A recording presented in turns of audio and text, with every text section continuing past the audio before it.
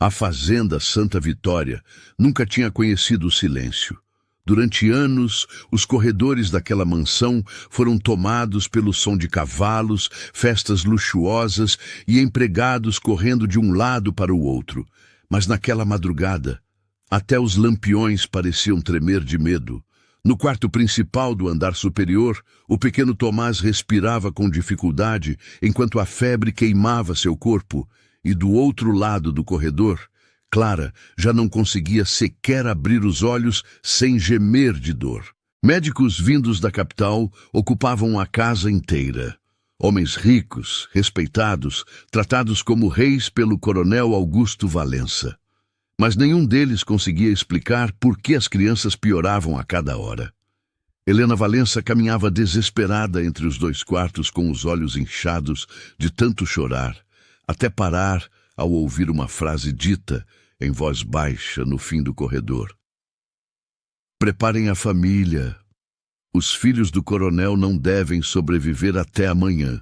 Enquanto a mansão mergulhava no desespero, um velho escravo observava tudo em silêncio perto dos fundos da fazenda. Josias tinha as mãos marcadas pelos anos, roupas gastas e um olhar cansado que quase ninguém notava mais. Mas quando ouviu os médicos decretarem a morte das crianças, algo mudou dentro dele, porque aquela doença ele conhecia, e escondido dentro de uma antiga caixa de madeira, guardava um segredo que sua família protegia havia gerações.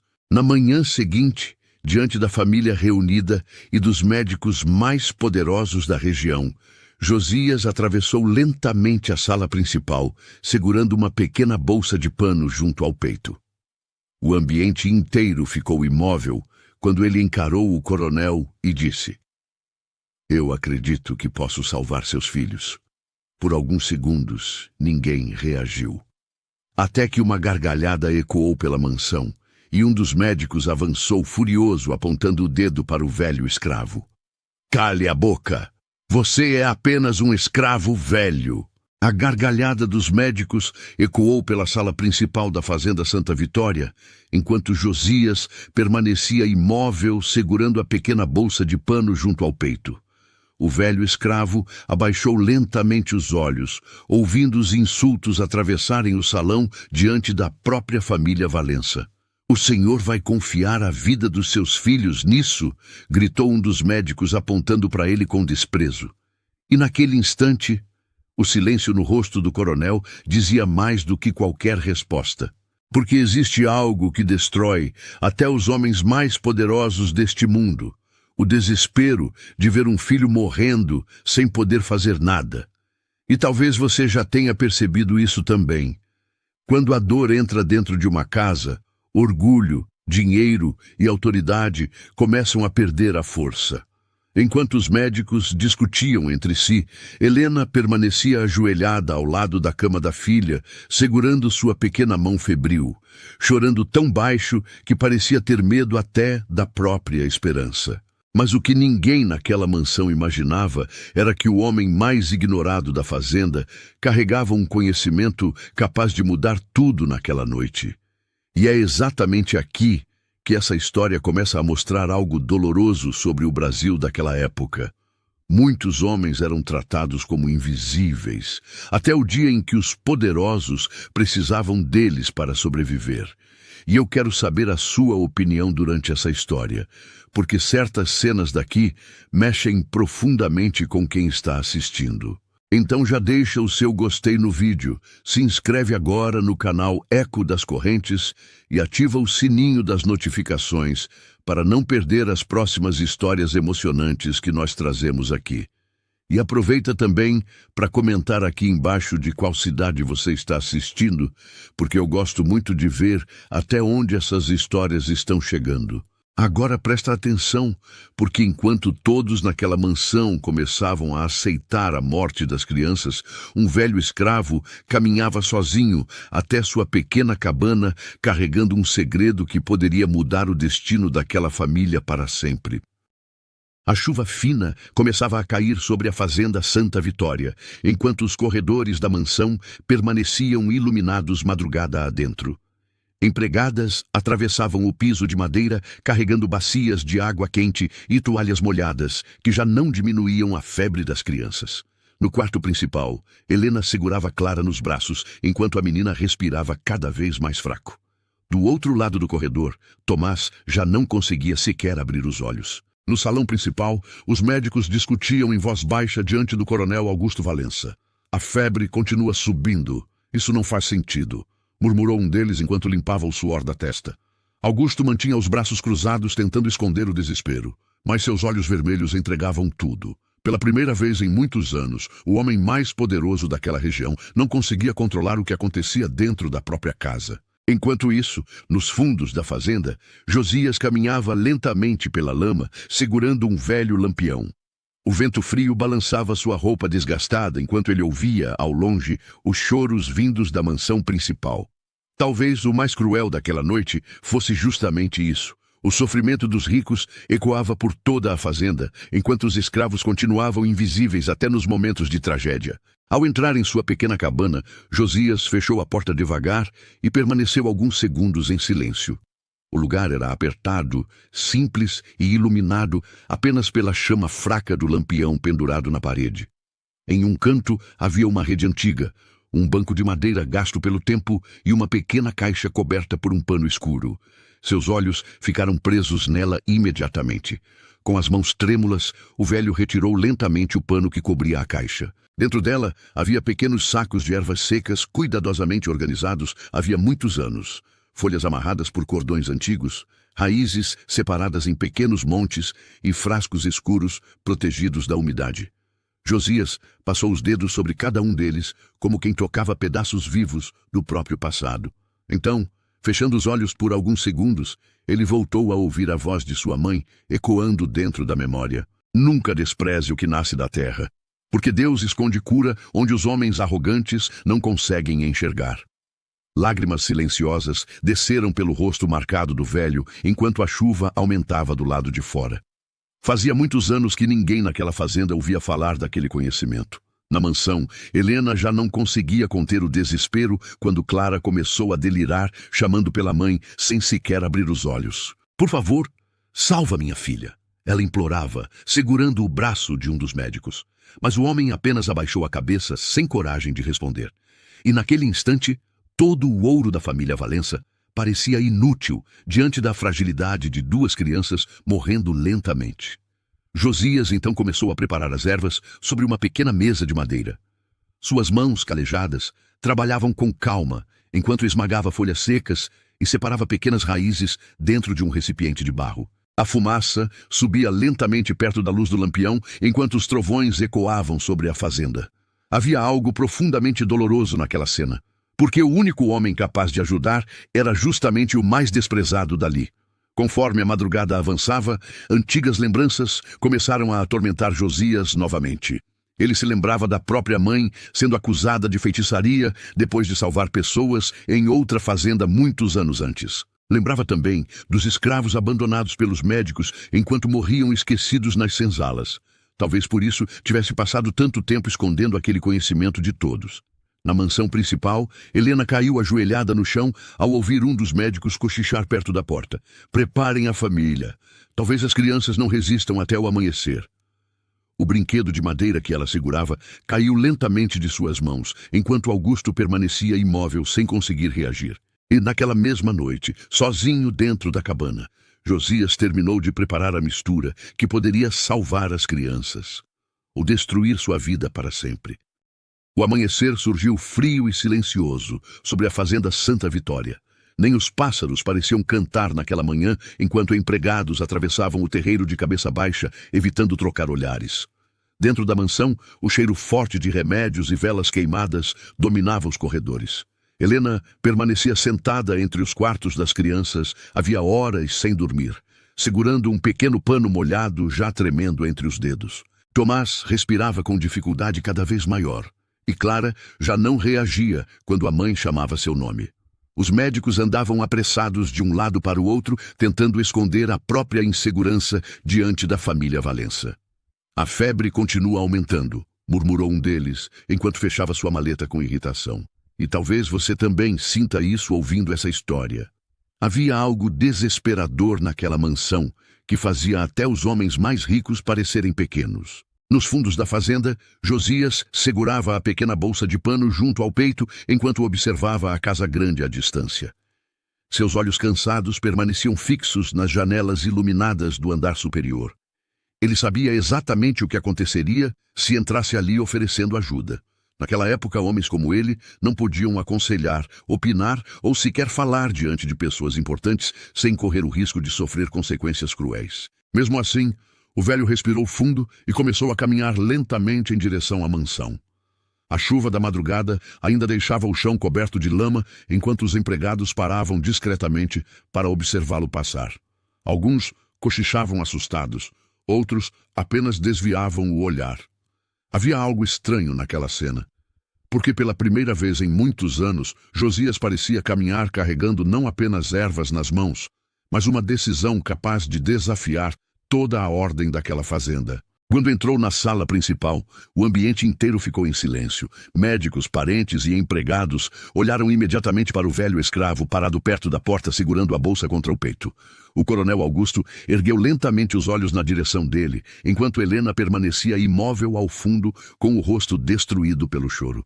Então, com a voz baixa e firme, Josias finalmente disse: "Coronel, eu acredito que posso salvar seus filhos." Por alguns segundos ninguém reagiu. Depois, as primeiras risadas começaram a surgir entre os médicos espalhados pelo salão. Dr. Álvaro Ferraz balançou a cabeça debochando enquanto caminhava na direção do velho. "Escutaram isso?"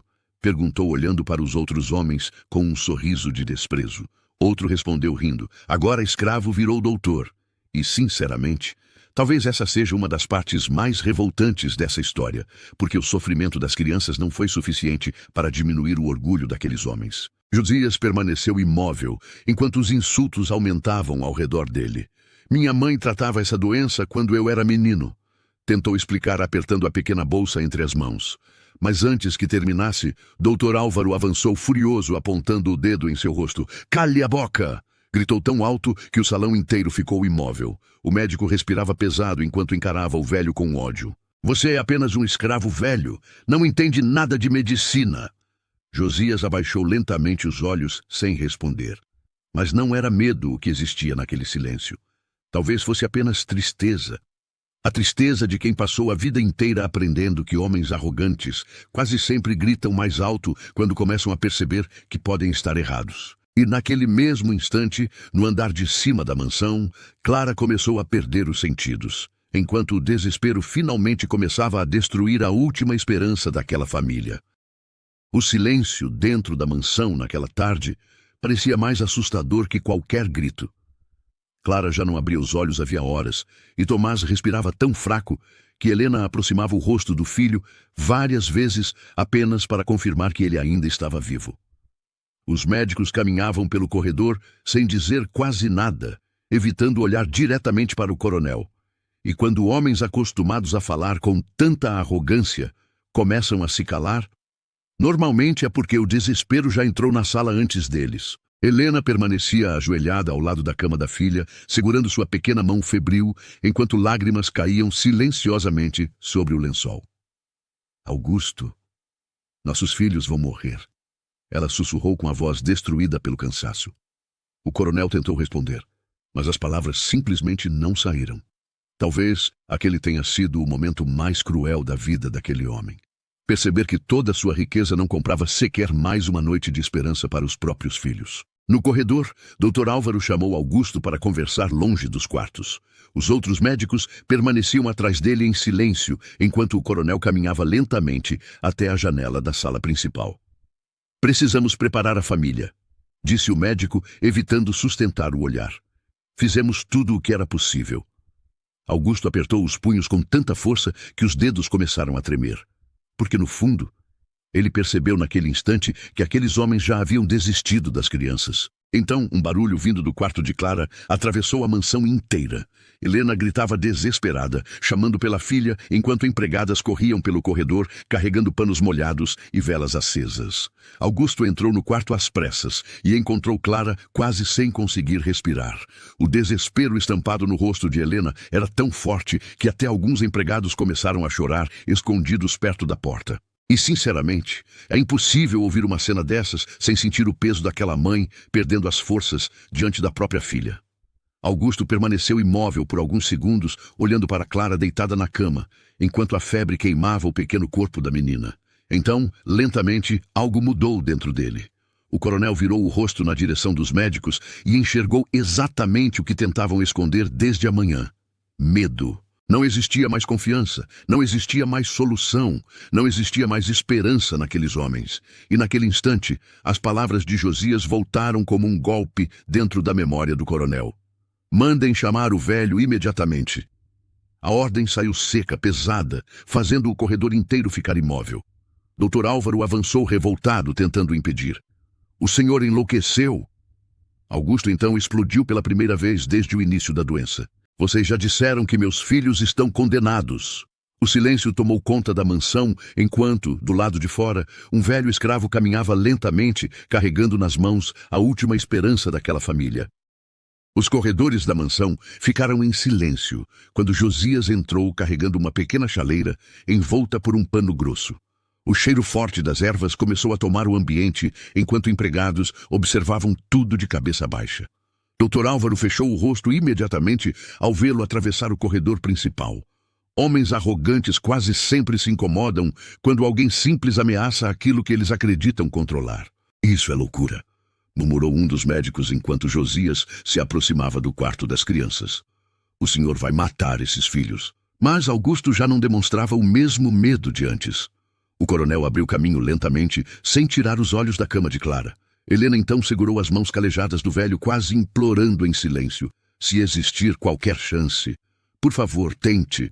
Josias entrou no quarto devagar, enquanto a fumaça quente das ervas subia perto da luz dos lampiões. Clara permanecia imóvel sobre os lençóis encharcados de suor, respirando com enorme dificuldade. No quarto ao lado, Tomás tremia tanto por causa da febre que duas empregadas tentavam segurá-lo. O velho aproximou-se primeiro da menina e colocou algumas gotas do remédio em sua boca lentamente. Então Josias fechou os olhos e começou uma oração baixa, segurando a cabeça de Clara entre as mãos. Senhor, onde os homens desistiram, coloca a tua misericórdia. O silêncio que tomou conta daquela mansão era assustador. Ninguém falava, ninguém respirava direito, ninguém conseguia desviar os olhos da cama da menina. E, sinceramente, é impossível não sentir o peso daquela mãe esperando um milagre diante da própria filha. Os minutos passaram de forma cruelmente lenta. Helena permanecia ajoelhada ao lado da cama, enquanto Augusto observava imóvel perto da porta. Dr. Álvaro balançava a cabeça irritado como se quisesse abandonar o quarto. Até que Clara finalmente respirou fundo pela primeira vez naquela noite. Helena arregalou os olhos imediatamente. Augusto, olha a testa dela, sussurrou, tocando a pele da filha com as mãos trêmulas. A febre começava a baixar, lentamente, mas estava baixando. No quarto ao lado, Tomás também parou de tremer enquanto os médicos se entreolhavam sem conseguir entender o que acontecia. E naquele instante, pela primeira vez em muitos anos, os homens mais poderosos daquela fazenda começaram a perceber que talvez o homem mais sábio dali nunca tivesse ocupado lugar algum dentro da casa grande. Na manhã seguinte, a Fazenda Santa Vitória acordou diferente.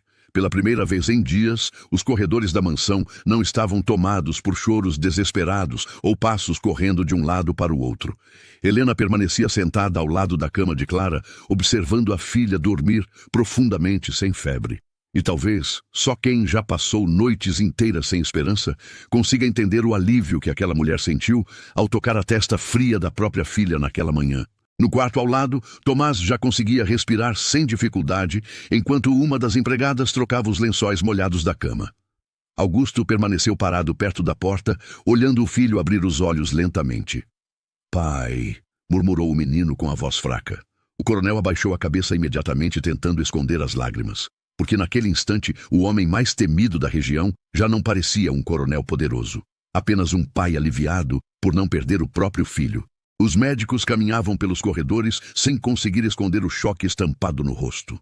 Dr. Álvaro observava as crianças em silêncio enquanto apertava a própria maleta com força. Isso não faz sentido, murmurou irritado, depois de examinar Clara novamente. Mas fazia sentido, sim. Apenas não vinha dos livros caros, das roupas elegantes ou dos títulos que aqueles homens carregavam com tanto orgulho. E, sinceramente, talvez seja exatamente isso que torna essa história tão forte. No final daquela tarde, Tomás já conseguia caminhar lentamente até a varanda da mansão, segurando a mão da mãe. Clara ria baixinho, enquanto observava o jardim iluminado pelo pôr do sol, depois de tantos dias presa naquela cama. Alguns empregados chegaram a fazer o sinal da cruz ao ver as crianças vivas novamente. O clima naquela fazenda começava a mudar diante dos olhos de todos, porque ninguém conseguia mais ignorar o que realmente havia acontecido dentro daquela casa. Foi então que Augusto reuniu médicos, parentes e empregados no salão principal da mansão. O ambiente inteiro permaneceu em silêncio quando o coronel caminhou lentamente até Josias. Dr. Álvaro ainda tentou protestar, dizendo que a melhora das crianças podia ter sido apenas coincidência. Mas Augusto interrompeu imediatamente, olhando para todos ao redor. Quem salvou meus filhos foi Josias, declarou com a voz firme pela primeira vez em muitos dias. O salão inteiro ficou imóvel. Helena chorava emocionada, enquanto Josias permanecia de cabeça baixa, sem conseguir reagir àquilo. Talvez porque homens como ele passassem a vida inteira aprendendo a existir sem jamais esperar reconhecimento algum. Mas naquela noite, diante de toda a fazenda Santa Vitória, o velho escravo invisível se tornou o homem que derrotou o orgulho dos médicos mais respeitados da região, usando apenas aquilo que o amor de sua família lhe ensinou muitos anos antes. Durante os dias seguintes, a notícia sobre a recuperação das crianças se espalhou rapidamente pelas fazendas vizinhas. Empregados cochichavam pelos corredores, dizendo que os filhos do coronel haviam sido salvos por um velho escravo dos fundos da propriedade. Alguns falavam aquilo assustados, outros emocionados, porque naquela época histórias assim pareciam impossíveis demais para serem contadas em voz alta sem causar desconforto nos homens ricos da região. Dentro da mansão, o ambiente já não lembrava mais a casa silenciosa e desesperada de dias antes. Clara voltou a correr pelos corredores, segurando uma boneca de pano, enquanto Tomás observava os cavalos da varanda principal ao lado da mãe. Helena não conseguia olhar para os filhos sem os olhos se encherem de lágrimas novamente. E talvez seja exatamente isso que torna essa parte tão forte. Aquela família sabia que quase perdeu tudo. Dr. Álvaro permaneceu mais alguns dias na fazenda, tentando recuperar o respeito perdido diante do coronel. Mas cada vez que cruzava os corredores da mansão, sentia os olhares silenciosos dos empregados sobre ele. Pela primeira vez em sua vida, aquele homem percebeu o peso da própria humilhação, porque o mesmo velho escravo que ele mandou calar diante de todos havia conseguido fazer aquilo que seus estudos, seu dinheiro e sua arrogância não conseguiram. Josias, porém, continuava exatamente o mesmo. Todas as manhãs ele acordava antes do nascer do sol, caminhava lentamente pelo terreiro e seguia trabalhando em silêncio como fez durante toda a vida. Não existia orgulho em seus olhos, não existia desejo de vingança, não existia revolta estampada em seu rosto.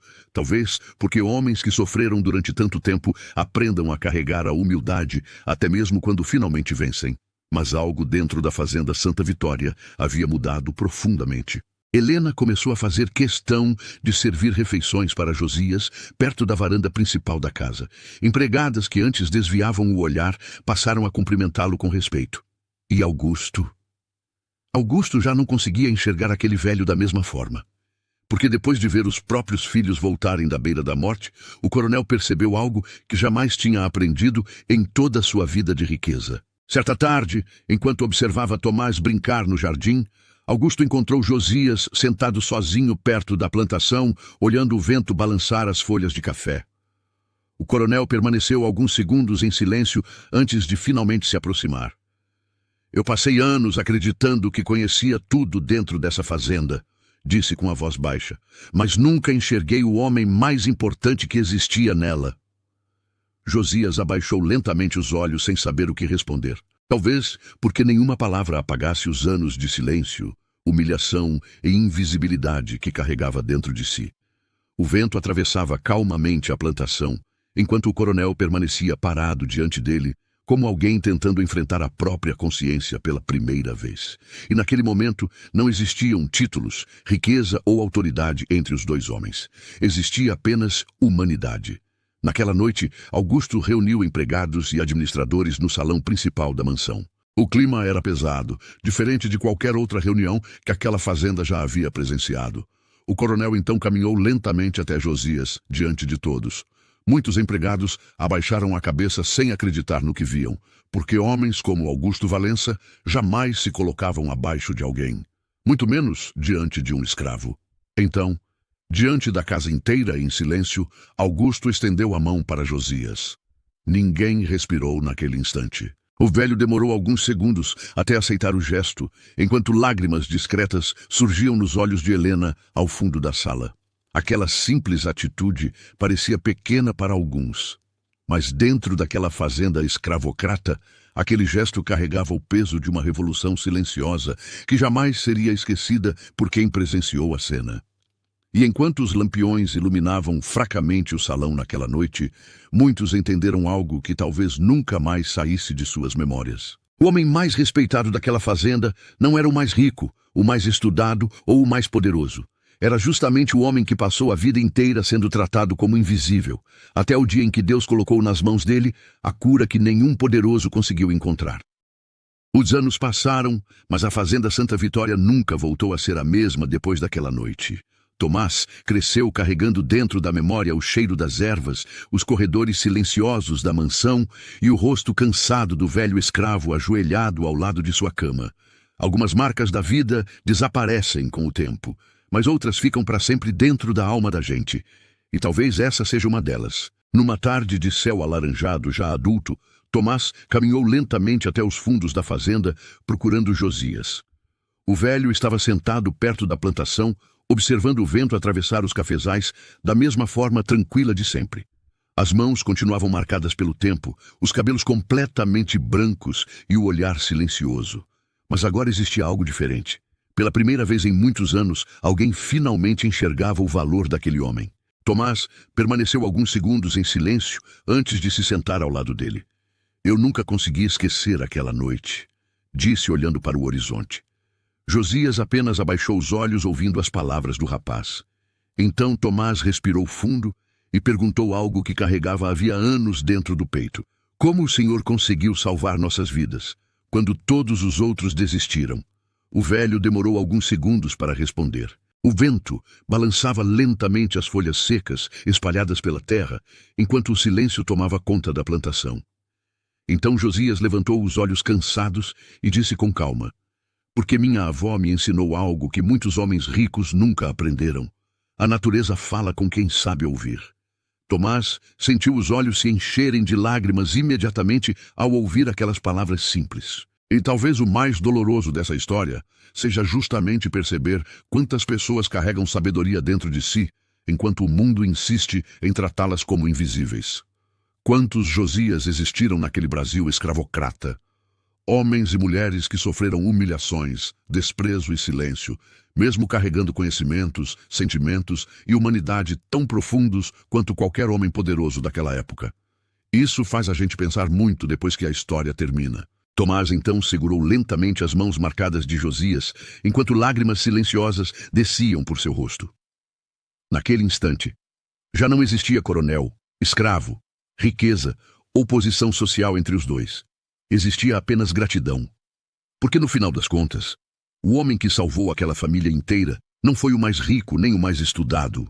Foi justamente o homem que todos mandaram calar quando mais precisavam ouvir. E é por isso que histórias como essa continuam tocando tantas pessoas até hoje. Porque elas lembram algo que o mundo muitas vezes tenta esconder. Humildade vale mais que orgulho, humanidade vale mais que poder. E Deus costuma colocar os maiores milagres nas mãos daqueles que quase ninguém enxerga. Obrigado por ter assistido até aqui. E agora eu quero muito saber sua opinião nos comentários, porque certas histórias não terminam quando o vídeo acaba, elas continuam vivendo dentro da gente. Mesmo depois daquela noite, muita gente da região continuou chamando Josias apenas de um velho escravo. Mas dentro da fazenda Santa Vitória, aquelas palavras nunca mais tiveram o mesmo peso. Porque toda vez que Helena abraçava os filhos vivos, toda vez que Augusto atravessava os corredores da mansão em silêncio, a verdade voltava como um golpe impossível de ignorar. O homem que todos desprezaram foi o único que não desistiu das crianças. Talvez seja exatamente isso que torna essa história tão forte até hoje. O orgulho daqueles homens quase enterrou a única esperança que existia dentro daquela casa. E quantas vezes isso ainda acontece no mundo? Quantas pessoas simples carregam sabedoria, bondade e valor, enquanto continuam sendo ignoradas apenas porque não possuem riqueza, estudo ou posição. Histórias assim machucam justamente porque parecem distantes, mas continuam acontecendo todos os dias. E, no fim, a Fazenda Santa Vitória nunca esqueceu a noite em que um velho escravo atravessou a mansão carregando uma pequena chaleira nas mãos, enquanto homens ricos já preparavam o enterro das crianças. Porque alguns milagres não acontecem apenas para salvar vidas. Alguns milagres acontecem para abrir os olhos de quem passou tempo demais enxergando as pessoas da forma errada.